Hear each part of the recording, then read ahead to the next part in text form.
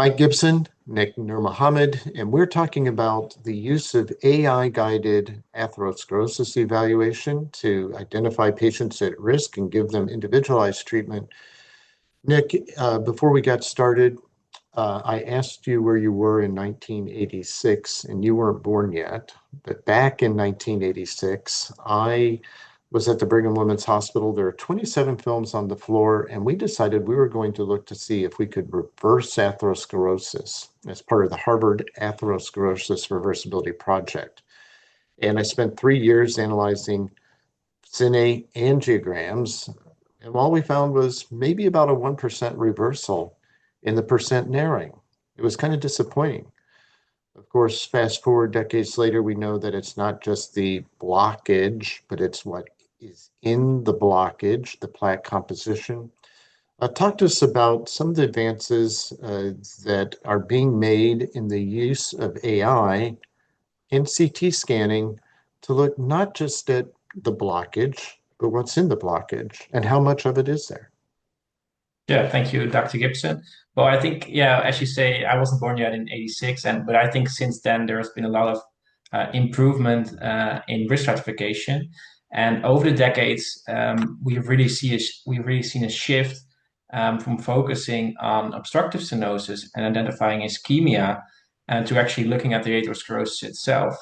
And that's because studies such as the ischemia trial, for example, have actually shown us that while treating ischemia can improve symptoms, it doesn't necessarily improve outcomes.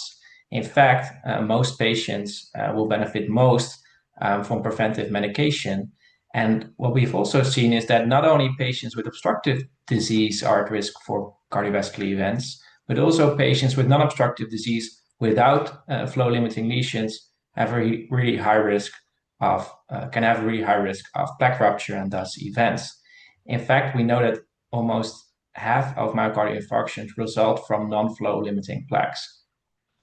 So these Yeah, findings so have that's the plumbing model was so prevalent for maybe 3 decades now. Blockage, bad blockage cause heart attack, blockage kill you.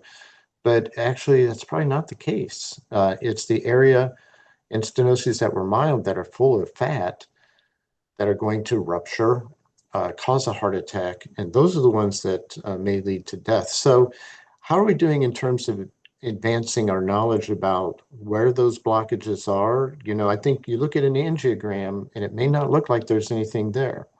That's because arteries expand and enlarge to accommodate the fat. My professor back at University of Chicago was Seymour Glagoff, and we now call it the Glagoff phenomenon, that arteries expand to accommodate all the fat in the walls. How are we using AI in CT scans to now identify all that fatty plaque that may not show up on an angiogram? Yeah, so I think that's a really important viewpoint is that with CT we can actually look at the outside of the artery and also look at just more than just a luminal narrowing we see on invasive coronary angiograms, and even much more than we see on stress testing, which is still being used a lot. We can really look at the anatomy, and we also know that the anatomy really determines the cardiovascular risk. And with AI, if we use AI to analyze CT, we get a much more comprehensive, but also more reliable and reproducible method to analyze all those characteristics, anatomical characteristics we can obtain from CT. And what studies have shown is that it's the overall plaque volume, but most importantly, the non-calcified and low attenuation plaque volume, which we know represents the necrotic core of plaques, which is really associated with future risk of plaque rupture and MACE. And so talk to us a little bit about some of the studies that support all this, studies like Scott-Hart, Promise, Pacific, and Paradigm, and Conserve and Certain. Talk to us about the evidence-based medicine that supports this kind of approach. Yeah, so I think it's a good point to start with the Scott-Hart trial, which published that 10-year data recently this year in The Lancet, which showed that after 10 years of follow-up, the use of CSTA compared to the standard of care arm continued to improve treatment uptake and reduce MACE. And interestingly, this is without increasing the number of revascularizations or angiograms.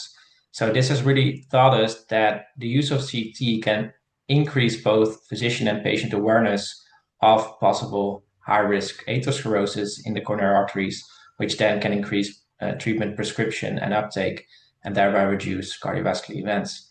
And other studies, as you said, PROMISE trial, while not showing a clinical benefit for CSTA, showed that CSTA identified more patients compared to functional testing that had atherosclerosis. The specific data we worked on in Amsterdam, recently we showed that if you use a more continuous plaque staging system, you can actually really stratify patients according to their plaque volume and phenotype and really improve prediction of MACE in comparison to clinical risk scores, which have shown really poor prognostic value in clinical practice. So those are important trials. And we have even seen that in a certain trial, for example, that if you routinely use CSTA, you not only increase the prescription of medication, but also can increase confidence of physicians in really the use of CSTA, because the use of AI in that study, in a certain study, really proves to be a reliable and reproducible method to analyze those scans. And also really takes a workload of radiologists and cardiologists, because assessing all those plaque characteristics really is a costs a lot of time to analyze. You're talking about someone who sat in a dark room with a film-based angiogram and would literally, this is not exaggeration, crank the film under a microscope slide one frame at a time, and had to manually trace all the edges of the artery.